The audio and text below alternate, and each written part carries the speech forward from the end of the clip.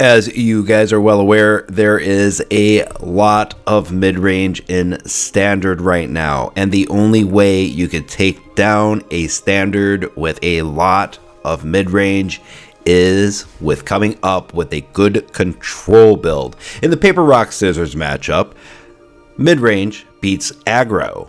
Aggro beats control. Control, however, beats mid-range. Haven't seen a good one yet. Haven't seen much control, but we're going to work on that right now together. We first have to think about what exactly it is we are trying to get rid of. And that is, for the most part, early graveyard shenanigans and big creatures later on in the game, probably able to hard cast later on. So we're going to start it like this. I know we are going to probably want Dream of Steel and Oil, probably main decking this too. Artifact or creature card from their hand, then choose artifact creature card from their graveyard, choose one from the hand, choose one from the graveyard, exile the chosen cards. I really like this, and in fact we're going to sideboard this. I know I want this card in here, and that's why I immediately start with that card, right? So we're running black for sure. Other colors we're probably going to be running is going to be red and blue, because we definitely want negate. Definitely want negates. I'm going to main board 2 and then sideboard 2. Again, I would usually not run 4 negates, 2 in the main board, 2 in the sideboard. I usually wouldn't main board negates, except for we do have Fable of the Mirror Breaker. Right? Now, before we get into much more of the control, how are we going to finish the game? This is going to be a very important way for us to move forward to think about our finishers. We kind of want red because you want to put Fable of the Mirror Breaker into things, but it's not necessarily necessary. Yes, I said necessary twice. But you also have really good destruction spells in red, like Brotherhood's End, and even Burn Down the House. But this destroy artifacts with mana value 3 or less is very powerful indeed. So I'm thinking about this card, but I don't know. I don't think it's going to be fantastic. So I'm going to look around a little bit more before we decide on that. We got our negates. We got our Dreams of Steel and Oil. Is there any way to exile something from graveyard? We could Farewell. 2 copies of Farewell in the main board. Devious Cover-Up seems like a good idea, but it is expensive. So we're going to think along the lines of making sure that we're doing things that counter the meta currently. Unlicensed Hearse, there it is. 2 copies main board. No, 3 copies in this. I don't want to main deck this, but it seems like it's a smart thing to main deck. If that makes any sense, we're also going to go with the Brainstorm, or the Stone Brain. 3 copies of the Stone Brain. It is a bit slow, but it's nice to be able to get rid of a threat. If you know about it in game 1, then game 2 comes around. You exile the Cruelty of Gix. You call out Cruelty of Gix if they're doing the graveyard shenanigans. And adios, see you later. They have to hard cast everything. Or Fable the Mirror Breaker. That's probably going to cause some scoops. And I like causing scoops. Okay, so we got that kind of stuff. I really like the sideboard where it's sitting right now. Lots of graveyard hate. Lots of it. But we need that in today's standard. Now, let's think about our main board a little bit. We're going to be drawing some cards. So I'm going to run over here. I'm going to definitely grab 2 Make Disappears. It helps against Fable. So we're doing that. But we are still looking for that card. Where is it?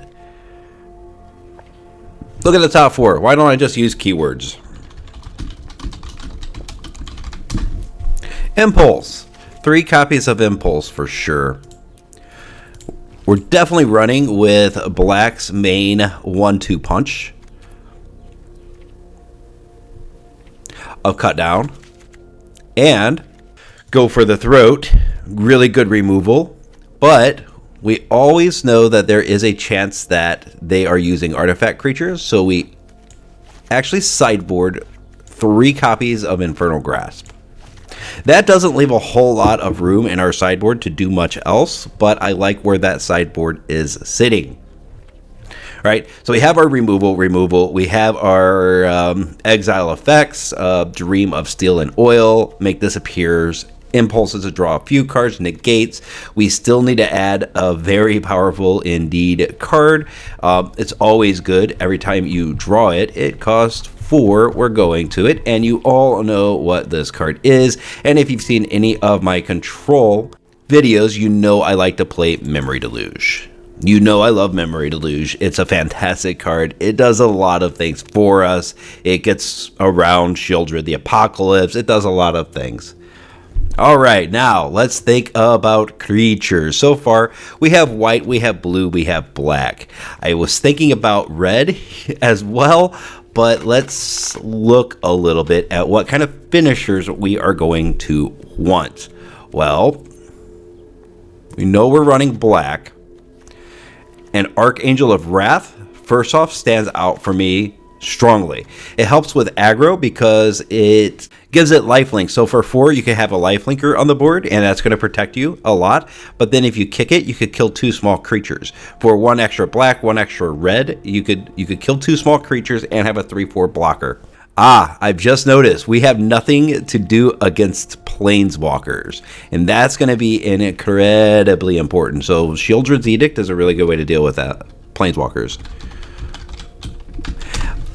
It's between Shieldred's Edict and Fateful Absence. Fateful Absence can do the trick here. It really can. It could do really well. Lorna of the Third Path. Okay, that's going into sideboard for sure. We need 2 copies of Lorna of the Path because it does destroy artifacts or enchantments when it enters the field. Oh, man. So the sideboard, maybe we're getting rid of these for Infernal Grasps. Somehow it's just a little bit too slow. And do Fateful Absence here. For 2, you can just destroy target creature or planeswalker. Opponent gets to investigate. I've seen a lot of times. Most of the time, they're just going to leave that investigation alone unless they have absolutely nothing else to do. But we definitely want to be targeting planeswalkers. So we run Fateful Absence. Let's see how tight this deck is. Got 26 cards so far. We got a couple of Farewells. We got Archangels of Wrath. We're running black, blue, white, and splashing for red. With that being said, with splashing for red, we could actually think about red cards. In this case, I think we're actually going to slap a Fable in here. Because it is the best card in the set. It's the best card in Standard right now. So I'm kind of wanting to run it just for that fact. And let's see what we can do. Early game, removal, negates, Dream of Steel and Oil. In the sideboard here, we've got the Unlicensed Hearse, gets rid of everything in graveyards, and you can do that at instant speed. So that's why we want that one in particular. So if they do a reanimate spell and we have an Unlicensed Hearse on the battlefield, we could just remove it. In fact, we'll just probably leave him up until they do target said creature in the graveyard. That leaves us with a couple of situations where they might try to hard cast their Atraxa. So let's think of counter target creature spell. We definitely don't want things that just tax their mana. We want things that hard counter, especially since we're looking at just creatures at this point. And I think Essence, no. Let's do 1 move up. And the creatures that we want to counter are bigger. Okay, so with that in mind, we could actually probably get away with a more expensive counter spell. Urza's Rebuff could be good, but it doesn't exile. Okay, or we could tap a couple creatures. We don't have much that we're going to be attacking with. We do need to put a dedicated finisher in this deck. This is a good control piece. This is a good control piece. Copying the Archangel of Wrath is always nice because of that lifelink. But we need to find one more card that's going to be countering things. We definitely want to counter. It costs 4. I have bad keywords in here. That's why I wasn't able to find it. Devious Cover-Up, here it is. Counter target spell. If that spell was countered this way, exile it instead of putting it into its owner's graveyard. You may shuffle up to 4 target cards from your graveyard into your library. So we don't have any way that we're really digging into our library all that much. our graveyard. So having a couple of these in the deck could be really good in order to push the final blow onto the opponent. Now that we are here, we got cut downs, we have the go for the throats, we got negates, make disappear, impulses, memory deluge, and we got our hate in the sideboard here. More Dreams of Steel and Oil and negates, Unlicensed Hearse, Lorn the Third Path, Fateful Absences of the Stone Brain.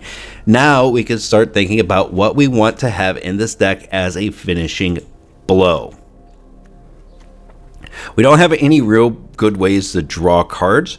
Otherwise, I would say Teferi. And let's talk about Teferi Temporal Pilgrim real quick. If we put Teferi Temporal Pilgrim in here, I think it's a really, really good card for this deck, actually, for a couple of different reasons. First off, it is a 2-for-1. You need 2 spells to get rid of this card. 1 to get rid of the Teferi, and 1 to get rid of that 2/2 blue spirit creature token with Vigilance. That's definitely the first move every single time with this card, because that creature also has the effect of whenever you draw a card, put a 1/1 counter on it, so it gets bigger and bigger. Bigger and bigger Vigilance creature every single turn is very strong.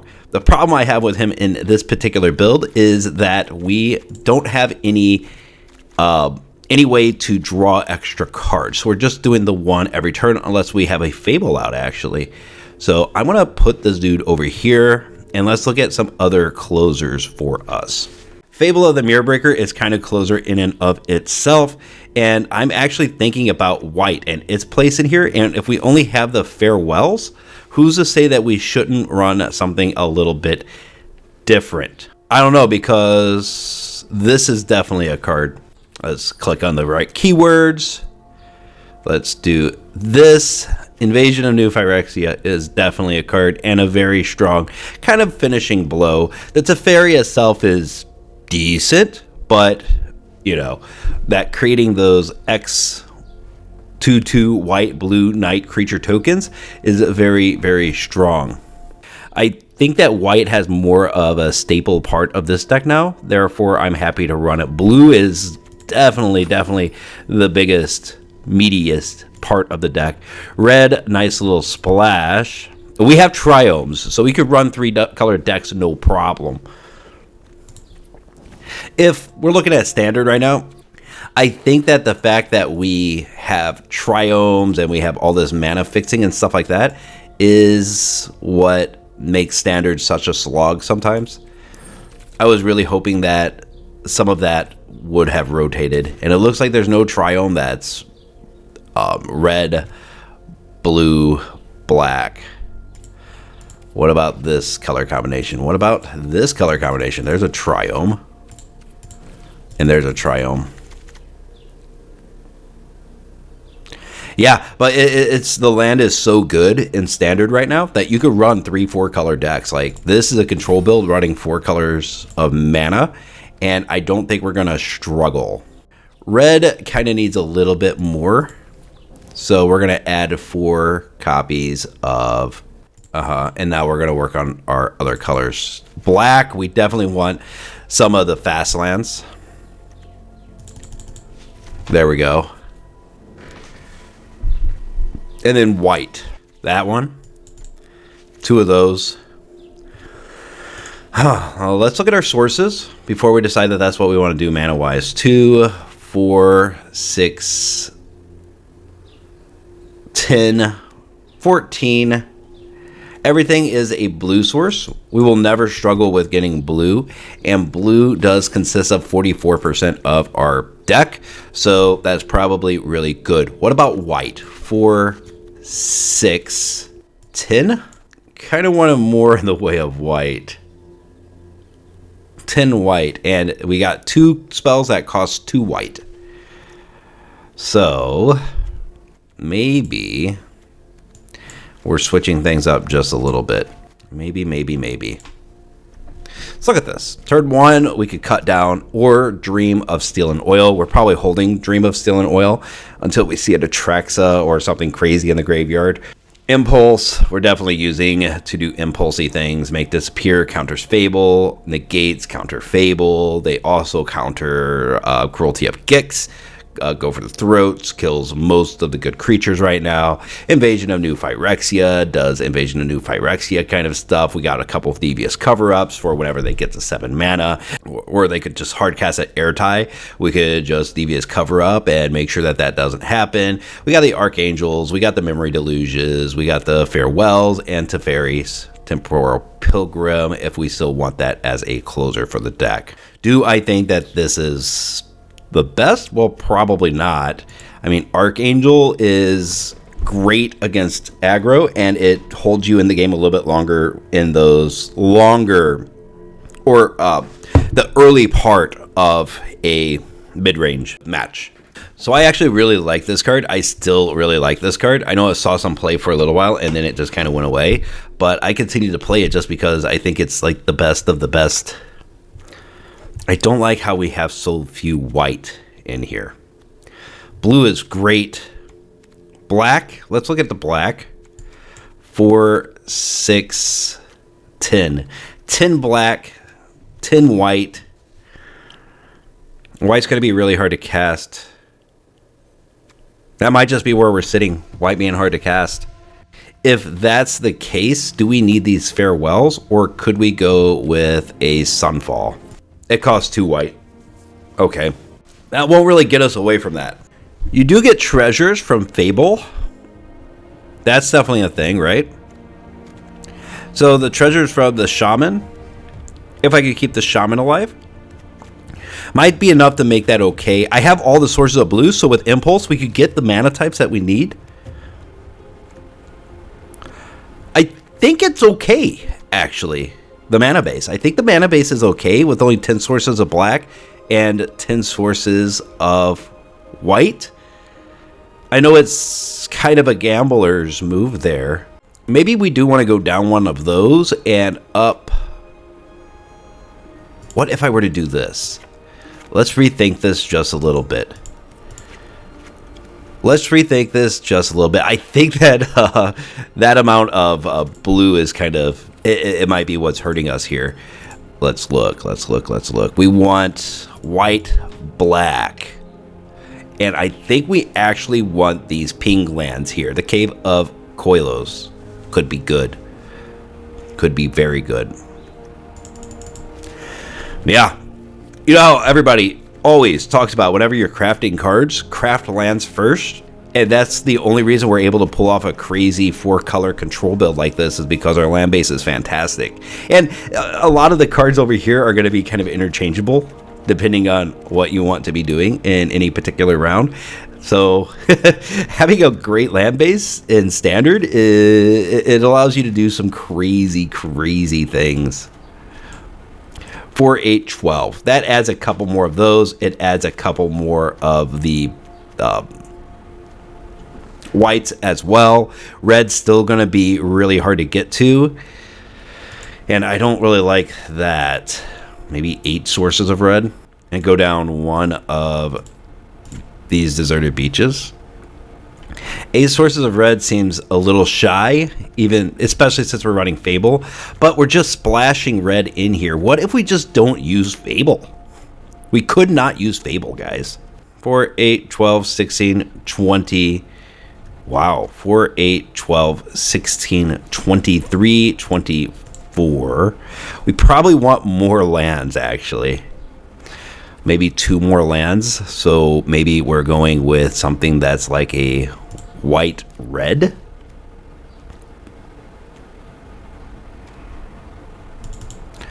Add a couple of those. And I don't think we have room for Fable. But if that's the case, then we reduce these. Probably will cut Fable. And I have an idea, guys. Destroy target non-basic land an opponent controls. Each player searches for a basic land card, puts it onto the battlefield, shuffles. I definitely want Field of Ruin in here. And if I'm putting Field of Ruin in here, I'm definitely going to be putting some basic lands in here. These are the blue sources. 4, 8, 12, 16. I could go to 14. How many sources of black do we have? This is the process I go through whenever I'm trying to think about a deck idea, by the way. I know it's not the cool thing to do, but yeah, I build my own decks. 16 black sources. It's 31% of the deck. It's pretty good. White's going to be hard to cast, so we don't want to kill any of that, but let's take a look. 4, 8, 12. 4, 8, 12. If I could get 3 more whites in here, I'm going to be happy. Let's go with basics. And we'll probably want something like this. Therefore, we can use those Fields of Ruin. 5 sources of red seems fine, especially since we're just splashing for Archangel of Wrath. We could even kind of tutor for them with Impulses and Memory Deluge. Let's count lands. 27, 28, 29. That's too many lands. Let's do a number like this for the video's sake. 5, 8, 11, 14, 18, 22, 23, 24, 25. I think 25 is fine. There's also a nice little 3-drop that we could add for our ability to keep digging. And we need to keep digging all the time. All the time we're going to be digging. The Celesis. So I know I keep adding on. But there's just so much going on in Standard right now that it's one of those things, guys. A second Teferi. So, let's take a look at what we are doing with this deck. Turn 1, play a land, pass. Even if we have a Dream of Steel and Oil in hand, we play a land, pass, hopefully find a target for the cut down. Especially if we are on the play. I don't mind being on the play at all. Or on the draw. I don't mind if we're on the draw at all on this. Turn 2, we cut down the Blood Tithe Harvester. Turn 3, we negate or make disappear on the Fable of the Mirror Breaker. Turn 4, if they're able to discard Atraxa or something, we Dreams of Steel and Oil. We get the Celestis down as soon as we think we're able to. And turn 5 or 6, we're Archangeling of Wrath to nuke some creatures, especially if they do get the Fable and Mirror Breaker off, then this kind of gets rid of it. Devious Cover-Up kills Cruelty of Gix or late game cast of Atraxa or Ertai. Memory Deluge helps us find our answers. Farewell gets rid of all graveyards, all creatures, all artifacts. And Teferi Temporal Pilgrim does some shenanigans at the end where they're going to have multiple responses to us. Negates, make disappears, go for the throats, impulses, etc., etc. And we have Fateful Absence if go for throats probably aren't finding any targets. Okay, we also have big hate for these mid-range decks right here in the Brainstone. The Stone Brain, I think most people are running Cruelty of Gix. It is a fantastic card. It is a diverge card, but if you exile all 4 of them, then your opponent's looking pretty dumb. Lorna of the Third Path is going to get around a lot of things. If they get a Fable and Mirror Breaker on the ground, we can handle it with Lauren. This also gets rid of Portal to Phyrexia, stuff like that. Unlicensed Hearse is at instant speed. We get rid of whatever they're trying to reanimate from the graveyard, which is fantastic. And then we have 2 more Dreams of Steel and Oil in the bin. Now, we could run a couple of different hand hate cards, but I think Dreams of Steel and Oil is really good for us right now. It's better than something like a Duress, which could discard like the Cruelty of Gix or whatever, but this actually gets rid of their threats from the graveyard and the hand, and it exiles the chosen cards. So for 1, you get to exile 2 cards. It's pretty good. I like it. I haven't seen a lot of this played, but you know, I think people are playing this a little bit too early. This should be more of a turn 3, turn 4 play. If they get something dangerous in the graveyard and don't get a chance to cast it, then we could use Dreams of Steel and Oil. If they're smart players, we're probably going to round 2, which we'll try to get the Unlicensed Hearse down as early as possible so that they can't do their thing. I like this. I want to take it into the arena and see how it does. This is the first draft of this deck, though. I will say that whenever you're building, these particular decks, it's really good to understand what you might see, what you might come up against. I don't think this is the strongest control build. I do think that it's good enough to get the job done against the best deck, though, about 50 or 60% of the time. With playtesting, that's whenever I'm going to know how good this deck actually is. And we haven't done that yet. I wanted to build a deck with you guys, though, to show you my process of thinking when it comes to building these things. Thank you for sticking around this long. So, an afterthought with this deck.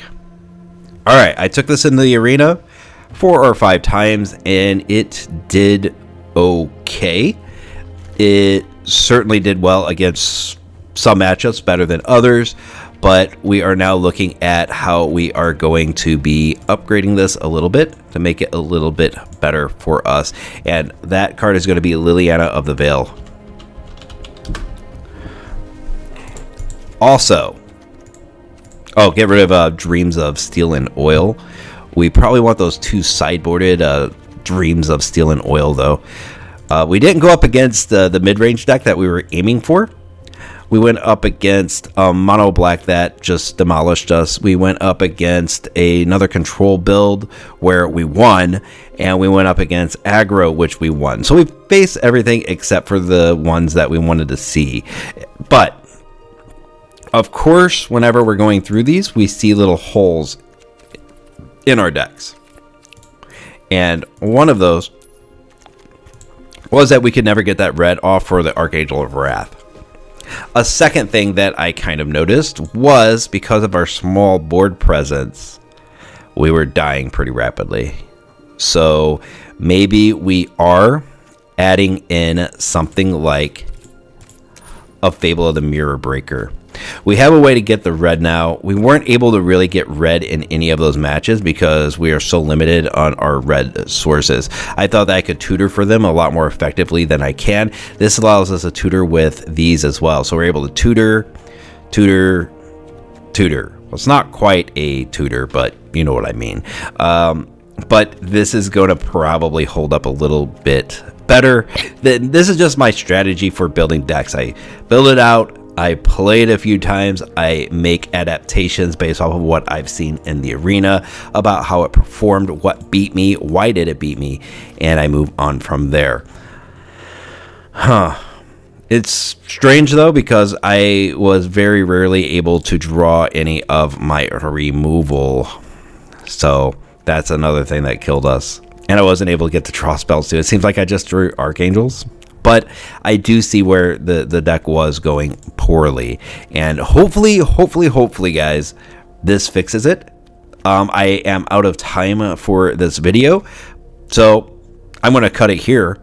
But I just thought it would be interesting to go back in and show the strategy to building a deck, making sure the average mana cost is down, making sure that we have responses to lots of things, make disappears negates and more negates in the sideboard. We also have the DBS cover-ups and stuff like that, to particularly go after the mid-range stuff in this current standard. And I don't know, there's got to be a response from control. And I think this gets us close to that. I enjoyed this video. I think it's fun to do stuff like this. Now, even though this deck is not where it needs to be a tier 1 deck, I would call this an easy tier 2. Maybe a tier 2.5 because it's not nearly done being constructed. But time will tell whether a build like this can do anything in standard right now. I'm hoping it does because this is kind of my favorite play style, but only time will tell. Thank you for joining today. I know this was a different one than I usually do. I hope you guys enjoyed this format. If you did, make sure you like and leave a comment down below telling me that you either liked this kind of content or you don't like this kind of content. If you do not like this, let me know, please, because then I won't do it again. But if you do enjoy it, let me know that too, so we could do more stuff like this, the deck construction side of Magic. I haven't seen a lot of people do it, and I love building decks, so I don't really have anything else to add to that, so we will cut this video right here before I start rambling. And when I start rambling, I start saying really dumb things. So I'm going to cut it here, and I will talk to you guys later. Bye.